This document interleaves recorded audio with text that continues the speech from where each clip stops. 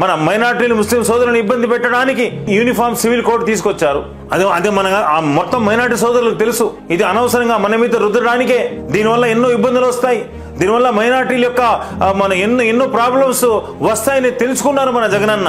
Immediate గా meeting పెట్టాడు Jagananna. Meeting పెట్టేసి మొన్న స్టేట్ లో ఉండే మెయిన్ ముఖ్యమైన మత పెద్దలను పిలిపించారు, మీటింగ్ పెట్టించారు. ఆ మీటింగ్ స్టార్ట్ కాకముందే జగనన్న ఒక మాట అన్నారు. మేమేదో మత పెద్దలు, నేను కూడా ఉన్నాను, ఏదో మేము మాట్లాడుతుంటే మీరు ఆగండి అని చెప్పి హిందీలో ఉర్దూలో మాట్లాడుతున్నాడు. అరే సారే ఉలమాకు మేరా సలాం హై, सारे उलमा को मेरा सलाम है, ये వైఎస్ఆర్ पार्टी ये माइनॉरिटी की पार्टी है, आप नको भूलिए, आपके ऊपर मैं जुल्म नहीं करूंगा, मैं आपके साथ వైఎస్ఆర్సీపీ పార్టీ खड़े रहेगी बोल के इतना अच्छा बोले. ఇంత బాగా చెప్పాడు మన జగనన్న అని చెప్పి మీకంతా తెలుపుకుంటాడు. ఏమని చెప్పాడు?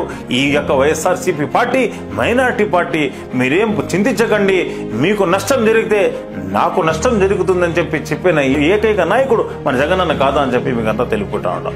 ఆ ముస్లిం ఆత్మీయ సమావేశంలో జగనన్న ఒక మాట అన్నాడు. మా నాన్న ఒక అడుగు ముందుకేస్తే నేను 2 అడుగులు ముందుకేస్తానని చెప్పిన ఏకైక నాయకుడు ముస్లిం పచ్చపాతి ఎవరంటే అది జగనన్న అని చెప్పి మీకు అంతా తెలుపుకుంటున్నాడు. ముఖ్యంగా మీరంతా ఒక మాట గమనించారు. ఇక్కడ ముస్లిం పచ్చపాతి ఎవరంటే జగనన్నే, అది మనంతా తెలుసు. వైఎస్ఆర్సీపీ పార్టీ అంటే మైనారిటీకి అనుకూలమైన పార్టీ అని చెప్పి తెలుసుకుని ఈ ప్రతిపక్షాలన్నీ ఏకమవుతుంటాయి, ఏకమయ్యి బురద చెల్లుతా ఉన్నాయి. కాబట్టి మొత్తం మైనారిటీ సోదరులంతా గమనించాలని చెప్పి మిమ్మల్ని కోరుకుంటున్నా.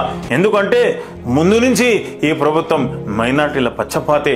జగనన్న ఒకే మాట అన్నారు, సార్ నాకెవ్వరితో నాకు సంబంధం లేదు, నా రాష్ట్రం యొక్క ప్రయోజనాలే నాకు ముఖ్యము, నా రాష్ట్రం గురించి నేను ఆర్నిచలు ఆలోచిస్తున్నాను, నా రాష్ట్రం గురించి నేను మాట్లాడతానని చెప్పి నిశ్చయంగా నిర్భయంగా చెప్పిన నాయకుడు ఎవరంటే మన జగనన్న కాదా అని చెప్పి మీకు అంతా తెలుపుకుంటాను. కాబట్టి ముస్లిం సోదరులకు, ఉలమాలకు, మత పెద్దలకు, మా ముస్లిం యొక్క అక్క చెల్లెలకు నీకంతా నేను ఒకే ఒక సందేశం తెలుసుకున్నాను. ముఖ్యంగా ముందు నుంచి కూడా మన ముస్లింస్ అందరూ వైఎస్ఆర్సీపీ వెంట ఉన్నారు, జగనన్న వెంట ఉన్నారు.